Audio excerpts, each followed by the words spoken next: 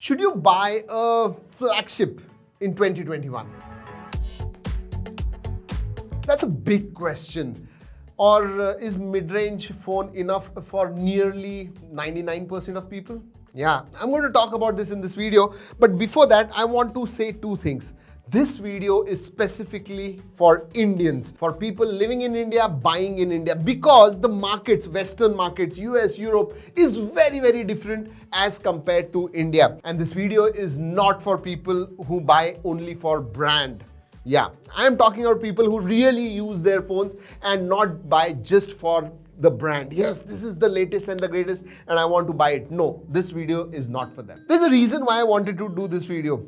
The difference of pricing between a flagship and a mid-range phone has, it's increasing over the last few years and it is now nearly 25,000. Yes, when I say mid-range phone, I talk about phones around 25,000 or lesser. Whereas when I talk about flagship, and you name any flagship, they are all above 50,000. In fact, some flagships we get for a lakh and above. So that difference from 25 to 50,000 is quite a lot. I mean, in one flagship, you can buy two premium mid-range smartphones. That's what it is right now. So right up front, I will tell you, 98% people do not need a flagship phone. I'll give you the reasons why. Let's talk about display first. Just a couple of years back, if you looked at mid-range phone, you never thought there'll be an AMOLED screen. But now, in today's mid-range phones, even under 20,000, you're not only getting a Super AMOLED, but you're also getting 120 Hz fast refresh rate. Imagine that, FHD, 120 Hz and Super AMOLED. This was specifically for flagship phones just a couple of years back. Now you're getting it in mid-range phones. And I'll tell you what, a lot of flagship phones have 2K display. There's absolutely no need of it. I think FHD is more than enough, Super AMOLED and 120 Hz. Wow, what else do you want? So as far as display goes, I will say even mid-range are great. They're at flagship level. Now, let's talk about performance. Yes. You know what?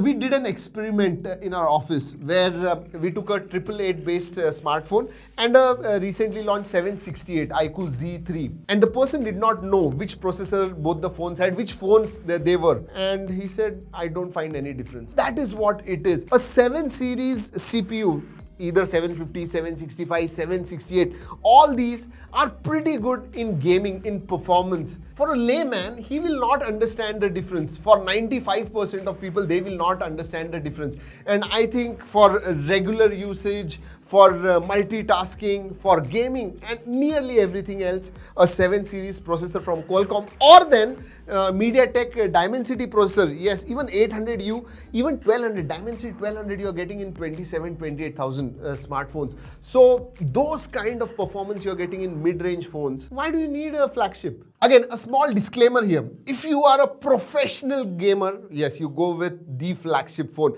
Because see, what happens is, even in these mid-range phones, you can play at very high settings. I'm especially talking about gaming. But for how long are you gaming? With some of the mid-range phones, even 7 series, you will see performance go down a bit if you have a very long session. But I think that is quite rare. We just casually play games and these 7 series processors are good enough for them. Let's talk about the skin, the UI, the OS experience. Even the difference, earlier, there was quite a bit of difference. If you used a flagship phone and a mid-range phone, there used to be a difference. Not anymore. Under 25,000, you get phones with Oxygen OS.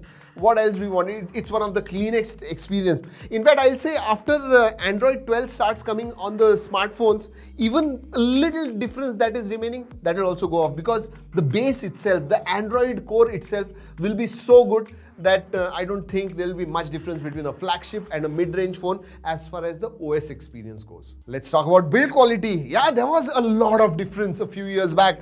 Not anymore. Even a mid-range phone, a 20,000, 18,000 rupee phone in India, you will have a Gorilla Glass back and they will look also like a flagship phone. In fact, there are some flagships like, you understand which one, which do not have glass backs. Yeah, they have plastic back at 70, 80, 90,000 rupees. So again, build quality, even design for that matter. Look at some of the Oppo and Vivo phones. They look classy, they look absolutely premium and cost around 25,000. So build quality, looks, design wise, again, not much difference whether you go for flagship or a mid-range phone. All right, let's talk about camera. And here I have to say there is a difference between a flagship and mid-range. Not as much as it was earlier, but still there is a difference because flagship phones have custom sensors and large multiple sensors, which normal mid-range phones can't afford. Mind you, even a 19,000 rupee phone now has a 108 megapixel. Unfortunately, these mid-range phones have gotten into this resolution or megapixel war, not resolution, megapixel war. And that is where, I don't think is the right direction for mid-range phones. The post-processing, the software is very, very important where mid-range phones are not focusing on. And that's why there is quite a bit of difference between a flagship and a mid-range phone as far as cameras go. But one area where I don't think there is any major difference is fast charging and battery capacity. In fact, some of the 80,000 rupee phones, 70,000 rupee phones have 25 watt charging, whereas a 23,000 phone, you get 55 watt charging. Heck, a 17,000 rupee phone, I'm talking about Realme phones, 65 watt fast charging. Imagine that. And finally, I really want to tell you that flagship, when they launch at, let's say, about 75,000. 6, 8 months, 10 months down the line, the same phone you will get for 50,000. Yeah, the price drop is equivalent to a mid-range phone. Like I said at the start, if you're looking for the latest and the greatest and the brand is what is important, which phone you are carrying is important to you, then this video is not for you. But for everyone else who really value their money, I think they should go for mid-range phones. In fact, this idea also came from a couple of emails that I received from school and college going kids who asked me, sir, should I buy a mid-range phone or should I go for flagship? Because my mom is telling me that if you buy a flagship, I am not going to give you another phone for 4 years. In such cases, I tell you what, buy a mid-range phone, it is like flagship. What I want to know from you guys is, what do you think about this? Do you agree with it? Should you go for flagship at double or thrice the price of a good mid-range phone? You let me know. And if you have a reasoning behind it, please let me know, because this is my point of view. Your POV might be different. Friends, if you like this video, please hit that like button and a sub would be appreciated. हम आपके लिए बहुत ज़्यादा करते हैं कुछ.